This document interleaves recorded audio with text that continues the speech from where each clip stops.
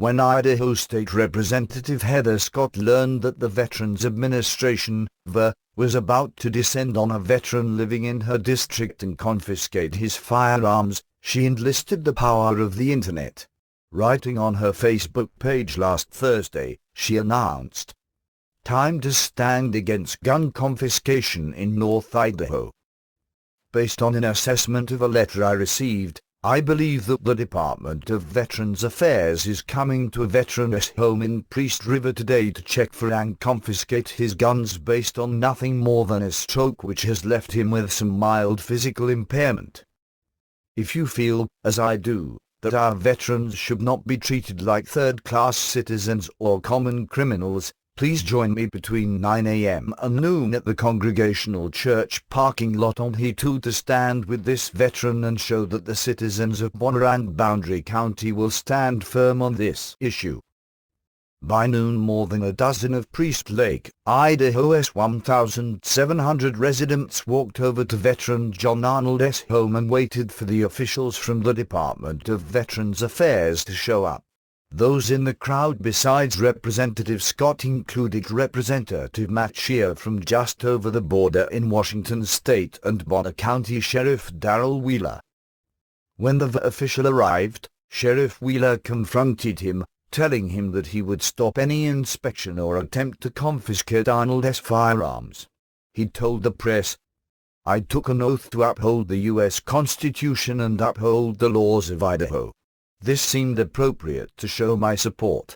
I was going to make sure Mr. Arnold's rights weren't going to be breached."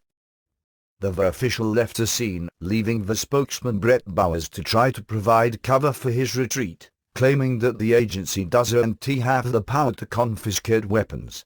He added, "We don't send officers to confiscate weapons. We are about providing health care to veterans." This assertion was baseless, as revealed by a statement from another VA spokesman, Brian Holt, with the Bonner County VA office. This does happen sometimes, where the VA sends out a letter, especially if a veteran has dementia and a fiduciary has to be appointed to manage finances like a pension and income. You wouldn't want that person to be in possession of a gun. In that single statement, Holt revealed the mindset of the VA. The agency which represents the illegal and dangerous recombination of the separate powers of government, lawmaking, law interpreting, and law enforcing, believes that it can avoid the niceties of the Fourth Amendment's ban against illegal searches and seizures, the Fifth Amendment's demand that due process be followed, and the Second Amendment's guarantee of a citizen's right to own a firearm in the first place. In a Obama world, the VA has adopted the totalitarian concept that it alone makes, interprets, and enforces the rules and then announces from on high just who, in their opinion, may or may not be permitted to own weapons. In Arnold's case, it all started when he had a stroke a year ago. He did not then, nor does he now, suffer from dementia. He doesn't need anyone to manage his finances, but is able to do very nicely on his own.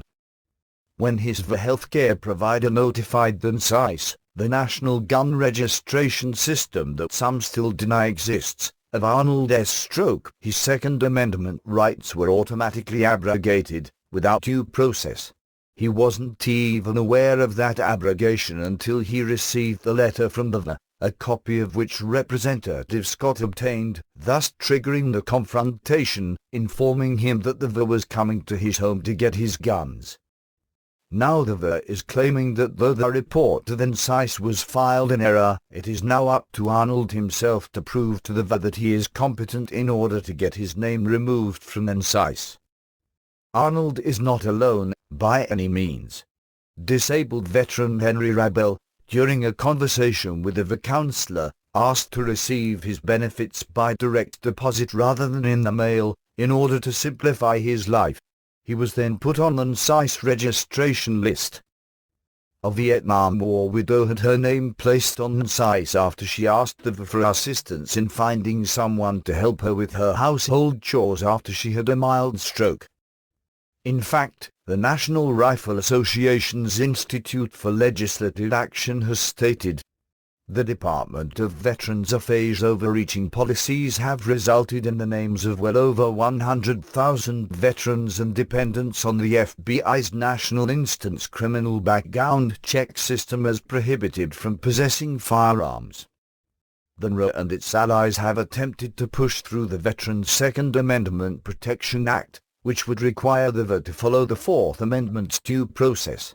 However, nothing in the bill addresses the illegal actions of the agency itself, nor is there any attempt to quash funding for those actions.